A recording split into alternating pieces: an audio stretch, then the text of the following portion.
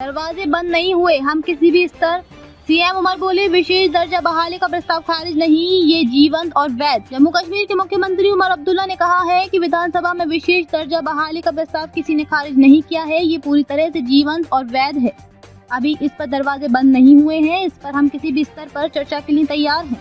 उन्होंने कहा है कि जम्मू कश्मीर को पूर्ण राज्य का दर्जा मिलने के बाद गति दी जाएगी। मुख्यमंत्री उमर अब्दुल्ला ने शुक्रवार को कहा कि विधानसभा में विशेष दर्जा बहाली का प्रस्ताव किसी ने खारिज नहीं किया है, ये पूरी तरह से जीवंत और वैध है। अभी इस पर दरवाजे बंद नहीं हुए हैं, इस पर हम किसी भी स्तर पर चर्चा के लिए तैयार हैं।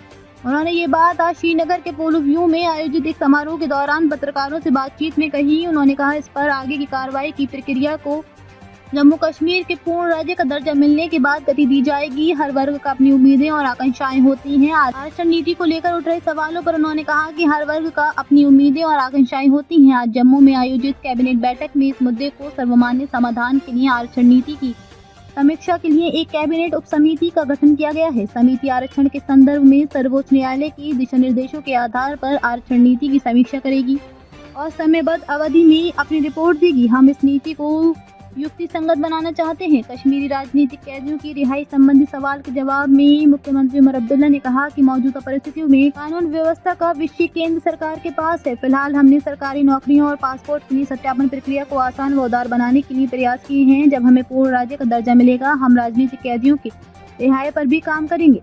खान और निष्पक्ष जाँच होनी चाहिए। किश्तवाड़ में गत दिनों सुरक्षा बलों द्वारा ग्रामीणों की मारपीट व उनके उत्पीड़न के बारे में पूछे जाने पर मुख्यमंत्री उमर अब्दुल्ला ने कहा कि इस मामले की गहन और निष्पक्ष जांच होनी चाहिए। अगर कोई सैन्यकर्मी दोषी पाया जाता है तो उसके खिलाफ कोर्ट मार्शल की कार्रवाई होनी चाहिए। बता दें कि जम्मू कश्मीर सरकार ने आज मंत्रिमंडल की बैठक की। इस दौरान कई अहम फैसले भी लिए गए।